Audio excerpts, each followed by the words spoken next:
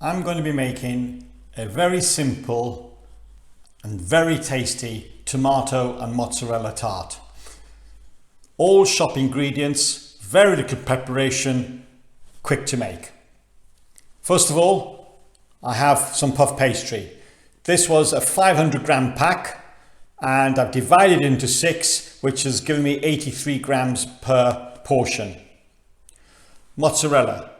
It was a 125 gram ball. I've cut it in half, so it works out at 62 grams per tart. Some sun-dried tomato paste, about 13 grams in here. A tomato, a medium-sized tomato. I've got a sprig of oregano, 3 leaves of basil, and I also will be using some salt and pepper for seasoning. Now to roll out the puff pastry,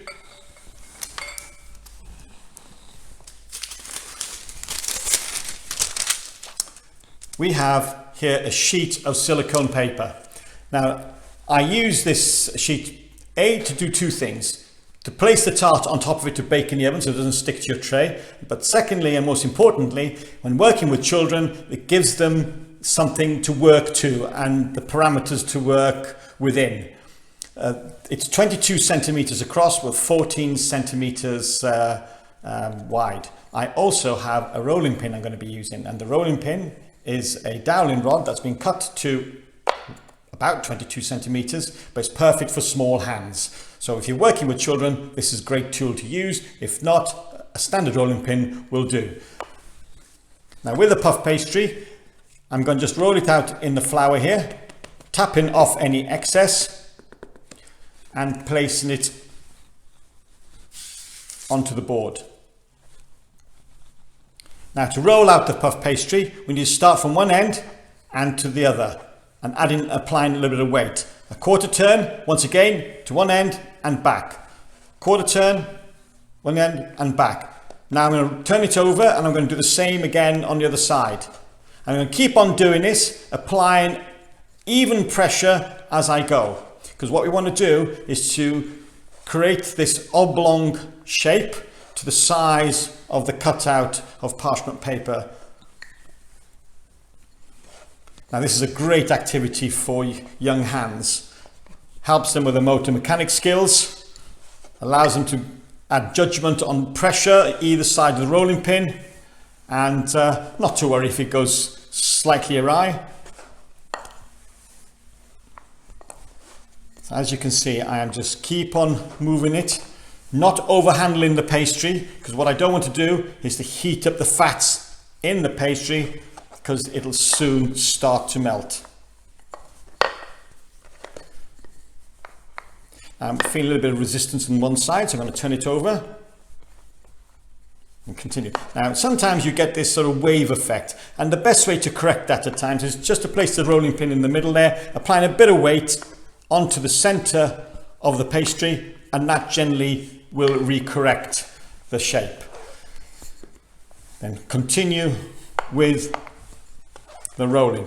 Now time to time, to ensure we don't over roll, we can place the pastry on top of the piece of paper, and as you can see I've got a little way still to go. So it gives a bit of guidance to your children to work to.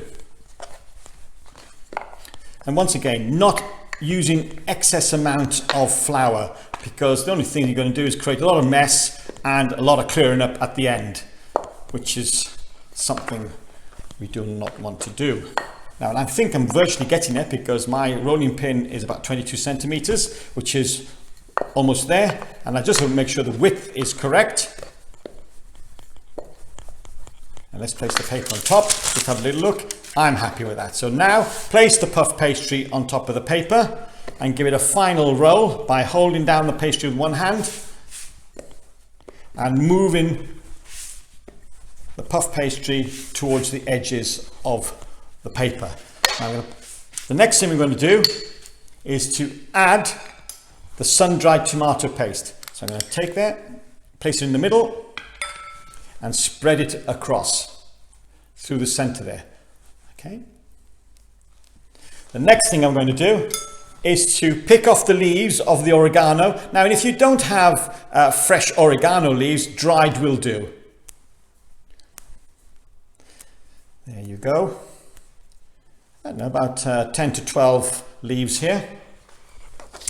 Next, I'm going to place this to one side and I'm going to take my tomato. I also got some kitchen towel, and the reason for that, I'm going to use the kitchen towel to absorb some of the moisture from the tomato. So now I'm going to find out the center, and then I'm going to cut the tomato into 4. And I'm going to place the tomato down onto the kitchen towel so it can absorb the moisture.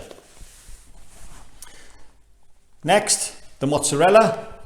And like I said, I've already pre-cut the ball into half, and I will also want 3 slices from this. And take off the little end there, place that back into my bowl.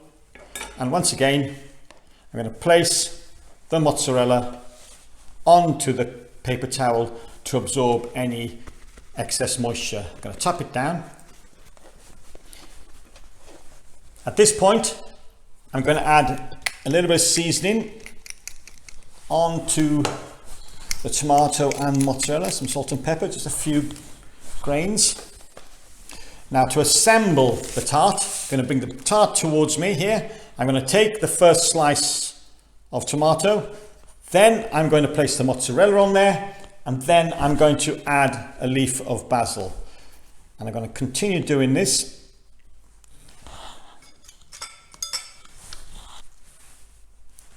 Once again, tomato, mozzarella, basil, and to finish off with the other end of the tomato.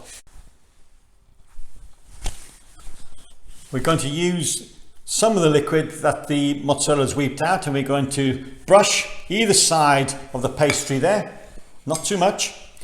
And then to fold the sides, what we need to do is to lift up the pastry, bring up to the side of the tomatoes, and then wrap it round and press down.